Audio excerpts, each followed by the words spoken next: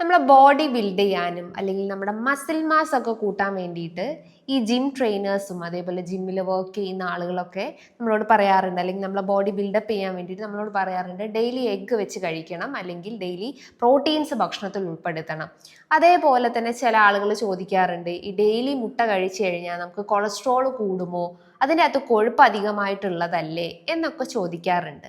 അപ്പം നമുക്ക് ഇന്നത്തെ വീഡിയോയിലൂടെ ഇത്തരം സംശയങ്ങളൊക്കെ ഒന്ന് ക്ലിയർ ചെയ്യാം. അതായത് എഗ്ഗിൻ്റെ ക്വാളിറ്റീസ് അല്ലെങ്കിൽ എന്താണ് ഹെൽത്ത് ബെനിഫിറ്റ്സ്, അതിൽ എന്തൊക്കെയാണ് അടങ്ങിയിട്ടുള്ളത്, എത്ര നേരം അല്ലെങ്കിൽ എത്ര അളവിൽ നമ്മൾ എഗ്ഗ് കഴിക്കണം എന്നൊക്കെയാണ് ഡിസ്കസ് ചെയ്യുന്നത്.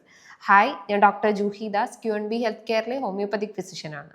നമുക്ക് ആദ്യം എഗ്ഗിൻ്റെ ഹെൽത്ത് ബെനിഫിറ്റ്സ് അല്ലെങ്കിൽ അതിൽ അടങ്ങിയിട്ടുള്ള കണ്ടൻസ് ആദ്യം ഡിസ്കസ് ചെയ്യാം. അതിനുശേഷം അതിൻ്റെ ക്വാളിറ്റീസും അതേപോലെ തന്നെ ബോഡിയിൽ അത് ക്രിയേറ്റ് ചെയ്യുന്ന ഗുഡ് ഇമ്പാക്ട്സ് എന്തൊക്കെയാണെന്ന് വൺ ബൈ വൺ ആയിട്ട് നോക്കാം. ഒന്നാമതായി അതിൻ്റെ കണ്ടൻസ് അല്ലെങ്കിൽ അതിൽ അടങ്ങിയിട്ടുള്ള പദാർത്ഥങ്ങൾ എന്ന് പറയുമ്പം 0% ഫൈബർ ആണ്. ഫൈബർ ക്വാളിറ്റി അതിലില്ല. പക്ഷേ അതിൻ്റെ അകത്ത് ഹെൽത്തി ഫാറ്റ്സ് ആണ് അടങ്ങിയിട്ടുള്ളത്. ഏകദേശം 5 to 6 grams ഓഫ് ഫാറ്റ്സ് അതിൽ അടങ്ങിയിട്ടുണ്ട്. 2 to 3 grams ഓഫ് പ്രോട്ടീൻസ് അടങ്ങിയിട്ടുണ്ട്. 0.6 grams ഓഫ് കാർബോഹൈഡ്രേറ്റ്സ് ആണ് അതിൽ പ്രസന്റ് ആയിട്ടുള്ളത്.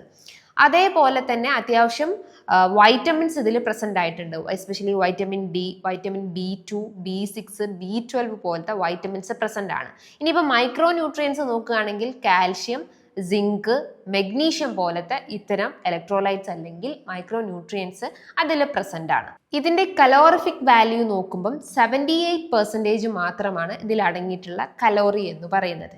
ഇനി നമുക്കൊരു സംശയമുള്ളത്, ഈ കൊളസ്ട്രോൾ രോഗികൾ അല്ലെങ്കിൽ കൊളസ്ട്രോൾ കൂടിയിട്ടുള്ള ആളുകൾക്ക് അല്ലെങ്കിൽ എഗ്ഗ് കഴിച്ചു കഴിഞ്ഞാൽ കൊളസ്ട്രോൾ കൂടുമോ ഡോക്ടറെ എന്ന് ചോദിക്കാറുണ്ട്.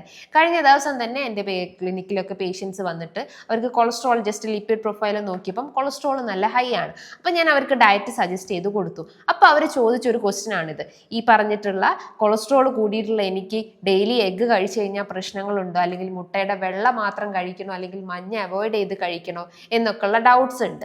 അപ്പം നമ്മൾ ശ്രദ്ധിക്കേണ്ടത്, ഈ പറഞ്ഞിട്ടുള്ള മുട്ടയ്ക്കകത്ത് നല്ല ഇനം കൊഴുപ്പുകളാണ്, omega-3 ഫാറ്റി ആസിഡ്സ് അല്ലെങ്കിൽ ഗുഡ് കൊളസ്ട്രോൾ അല്ലെങ്കിൽ ഗുഡ് ഫാറ്റ്സ് ആണ് അതിൽ പ്രസന്റ് ആയിട്ടുള്ളത്.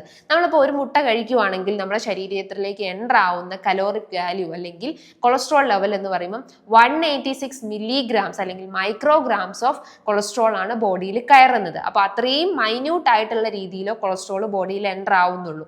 അതുകൊണ്ട് നമ്മൾ ഹെൽത്തി ആയിട്ടുള്ള ആളുകൾക്കായാലും വേറെ ബുദ്ധിമുട്ടുള്ള ആളുകൾക്കായാലും ഡെയിലി ബേസിസിൽ എഗ്ഗ് കഴിക്കുന്നതുകൊണ്ട് പ്രശ്നങ്ങളൊന്നും തന്നെയില്ല.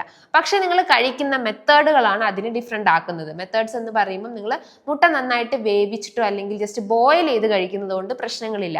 പക്ഷേ നിങ്ങൾ അത് ഫ്രൈഡ് അല്ലെങ്കിൽ ഓംലേറ്റ് ആക്കിയിട്ട് അല്ലെങ്കിൽ പല രീതിയിലുള്ള ഓയിൽസ് ഒക്കെ ആഡ് ചെയ്ത് കഴിക്കുമ്പോഴാണ് അതൊരു അൺഹെൽത്തി ഫോമിലേക്ക് കൺവേർട്ട് ചെയ്യപ്പെടുന്നത്. അങ്ങനെയാണെങ്കിൽ നമ്മുടെ ശരീരത്തിൽ കൊളസ്ട്രോൾ റേസ് ആവാനുള്ള ചാൻസസ് ഉണ്ട്. എഗ്ഗിൻ്റെ അകത്ത് അത്യാവശ്യം പ്രോട്ടീൻസ് പ്രസന്റ് ആണ്. 2 to 6 grams of proteins present ആണ്. പ്രോട്ടീൻസിന്റെ ധർമ്മം എന്താണ്? സ്കിൻ ഹെൽത്തിന്, ഹെയർ ഹെൽത്തിന്, മസിൽ മാസ് ബിൽഡ് ചെയ്യാനൊക്കെ പ്രോട്ടീൻസ് അത്യാവശ്യമാണ്. അപ്പോൾ നമ്മൾ വെയിറ്റ് കൂടാനും അല്ലെങ്കിൽ നമ്മളെ ബോഡിയൊക്കെ ഒന്ന് ഫിറ്റ് ആവാനും മസിൽ മാസ് ഇൻക്രീസ് ചെയ്യാനൊക്കെ നമുക്ക് ഡെയിലി ബേസിസിൽ, അതായത് നിങ്ങൾ ഹെൽത്തി ആയിട്ടുള്ള ആളുകളാണെങ്കിൽ ഡെയിലി ബേസിസിൽ നിങ്ങൾക്ക് 2 or 3 എഗ്ഗ് വെച്ച് കഴിക്കാവുന്നതാണ്. അതേപോലെ തന്നെ ഇതിൽ കാൽഷ്യം, ഫോസ്ഫറസ്, സിങ്ക് പോലത്തെ ഇത്തരം മൈക്രോ ന്യൂട്രിയൻസ് ഉണ്ട്. കാൽഷ്യം ഉള്ളത് കൊണ്ട് തന്നെ മെയിനായിട്ട് നമുക്കറിയാം ബോൺസിൽ ആക്ഷൻസ് ഉണ്ടാവും. അപ്പോൾ എല്ലുകൾക്ക് ഉണ്ടാവുന്ന തേയ്മാനം, അതേപോലെ തന്നെ വേറെ എൻറ്റയർ ഇഷ്യൂസ്, മെനോപോസ് ടൈമിലൊക്കെ സ്ത്രീകൾ അനുഭവിക്കുന്ന എല്ലുകൾക്ക് ഉണ്ടാവുന്ന വേദന, പേശികൾക്ക് ഉണ്ടാവുന്ന വേദനയൊക്കെ മറികടക്കാൻ വേണ്ടിയിട്ട് ഡെയിലി എഗ്ഗ് കഴിക്കാവുന്നതാണ്. അതേപോലെ ഇതിൽ അത്യാവശ്യം വൈറ്റമിൻ എയും വൈറ്റമിൻ ഇയും അടങ്ങിയിട്ടുണ്ട്. വൈറ്റമിൻ എ എന്ന് പറയുമ്പോൾ എസ്പെഷ്യലി നമ്മുടെ കണ്ണുകൾക്ക് കൂടുതലായിട്ടും ഫങ്ഷൻ ചെയ്യാൻ അല്ലെങ്കിൽ കണ്ണുകളുടെ കാഴ്ചശക്തി കൂട്ടാൻ സഹായിക്കുന്നതാണ്. അപ്പോൾ പ്രായമായിട്ടുള്ള ആളുകൾക്കൊക്കെ ഈ പറഞ്ഞിട്ടുള്ള തിമിരത്തിന്റെ ബുദ്ധിമുട്ടുകളും അതേപോലെ തന്നെ വിഷൻ ഡിസ്റ്റർബ് ആയിട്ടുള്ള പ്രശ്നങ്ങൾ ഉണ്ടാവും. അപ്പോൾ അവർക്കൊക്കെ എഗ്ഗ് കഴിക്കാവുന്നതാണ്. അതേപോലെ തന്നെ വൈറ്റമിൻ ഇ കണ്ടൻസ് ഉള്ളത് കൊണ്ട് തന്നെ സ്കിൻ ഹെൽത്ത് നല്ല രീതിയിൽ ഇംപ്രൂവ് ചെയ്യാൻ സഹായിക്കുന്നതാണ്. പലരും പല ഫേസ് പാക്സ് ഒക്കെ യൂസ് ചെയ്യുന്നത് കണ്ടിട്ടുണ്ട്. അതിൻ്റെ അകത്തൊക്കെ മെയിൻ ഘടകം എന്ന് പറയുന്നത് ഈ പറഞ്ഞിട്ടുള്ള എഗ് വൈറ്റും അതേപോലെ തന്നെ യോക്കും അല്ലെങ്കിൽ എഗ്ഗിന്റെ യോക്കൊക്കെയാണ് കൂടുതലായിട്ടും അതിൽ ആഡപ്പ് ചെയ്തിട്ടുള്ളത്. അപ്പം സ്കിൻ ഹെൽത്ത് ഒക്കെ ഇംപ്രൂവ് ചെയ്യാൻ ഏറ്റവും ബെസ്റ്റ് ആയിട്ടുള്ള ഒരു റെമഡി തന്നെയാണ് എഗ്ഗ് എന്ന് പറയുന്നത്. അതേപോലെ തന്നെ ഇതിൽ അത്യാവശ്യം വൈറ്റമിൻ ഡിയും വൈറ്റമിൻ ബി കോംപ്ലക്സ് വൈറ്റമിൻസ് ഒക്കെ പ്രസന്റ് ആയിട്ടുണ്ട്. വൈറ്റമിൻ ഡി എന്ന് പറയുമ്പോൾ നമ്മുടെ skin health, gut health, bone health, muscle health ഒക്കെ കുറച്ചുകൂടി ഒന്ന് ഇംപ്രൂവ് ചെയ്യാൻ സഹായിക്കുന്നതാണ്.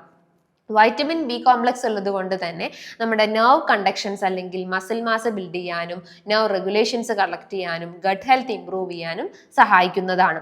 അതേപോലെ തന്നെ ഇതിൽ ഹെൽത്തി ഫാറ്റ്സ് ഉള്ളത് കൊണ്ട് തന്നെ ബോഡിയിൽ ഉണ്ടാവുന്ന നല്ല കൊഴുപ്പുകളെ കൂട്ടാൻ, എസ്പെഷ്യലി ഹൈ ഡെൻസിറ്റി ലിപ്പോപ്രോട്ടീൻസ് അല്ലെങ്കിൽ HDL കൊളസ്ട്രോൾ ലെവൽ ഇൻക്രീസ് ചെയ്യാനും ലോ ഡെൻസിറ്റി ലിപ്പോപ്രോട്ടീൻസ് ആയിട്ടുള്ള ബാഡ് കൊളസ്ട്രോളിനെ കുറയ്ക്കാൻ സഹായിക്കുന്നതാണ് ഈ പറഞ്ഞിട്ടുള്ള ഹെൽത്തി ഫാറ്റ്സ് ശരീരത്തിൽ ചെയ്യുന്നത്.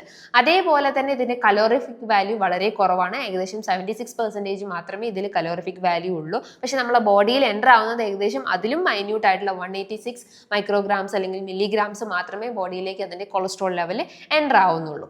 അതേപോലെ ഇത് നമ്മുടെ ഹൃദയത്തിന്റെ ആ ഒരു പേശികളുടെ ആ ഒരു സ്ട്രെങ്ത് ഇംപ്രൂവ് ചെയ്യാനും BP റെഗുലേറ്റ് ചെയ്യാനും ഒക്കെ വളരെ യൂസ്ഫുൾ ആയിട്ടുള്ള ഒന്ന് തന്നെയാണ്. കോളിൻ കണ്ടൻസ് എന്ന ആ ഒരു പ്രക്രിയ അല്ലെങ്കിൽ ആ ഒരു കണ്ടന്റ് അതിൽ പ്രസന്റ് ആയിട്ടുള്ളത് കൊണ്ട് തന്നെ ബ്രെയിൻ ഹെൽത്തിന് ഏറ്റവും കൂടുതൽ ഫങ്ഷൻ ചെയ്യുന്നതാണ്. Memory troubles, concentration issues, irritability, അങ്ങനത്തെ എന്തെങ്കിലും മാനസികമായിട്ടുള്ള ബുദ്ധിമുട്ടുകളൊക്കെ നിങ്ങൾ അഫക്റ്റ് ചെയ്യുന്നുണ്ടെങ്കിൽ ഈ പറഞ്ഞിട്ടുള്ള എഗ് ഡെയിലി ബേസിസിൽ കഴിക്കാവുന്നതാണ്. അതേപോലെ തന്നെ നിങ്ങൾക്ക് എന്തെങ്കിലും ഹൃദയ സംബന്ധമായിട്ടുള്ള പ്രശ്നങ്ങളൊക്കെ ഉണ്ടെങ്കിലും അവർക്കും ഡെയിലി ബേസിസിൽ എഗ് കഴിക്കാവുന്നതാണ്. ഇനി എത്ര അളവിൽ നമ്മൾ എഗ് കഴിക്കണം? നിങ്ങൾ ഹെൽത്തി ആയിട്ടുള്ള ഒരാളാണ്, വേറെ കണ്ടീഷൻസ് ഒന്നും തന്നെ ഇല്ല, ജസ്റ്റ് നിങ്ങളെ ബോഡി ഒന്ന് ബിൽഡ് ചെയ്യാനും ഒന്ന് ഇമ്മ്യൂണിറ്റി ഒക്കെ ഒന്ന് ബൂസ്റ്റപ്പ് ചെയ്യാനും നിങ്ങൾ ആഗ്രഹിക്കുന്നുണ്ടെങ്കിൽ നമുക്ക് ഡെയിലി ഒരു 2-3 എഗ് വെച്ചിട്ട് കഴിക്കാവുന്നതാണ്. അതും ബോയിൽ ചെയ്ത് കഴിക്കാവുന്നതാണ്.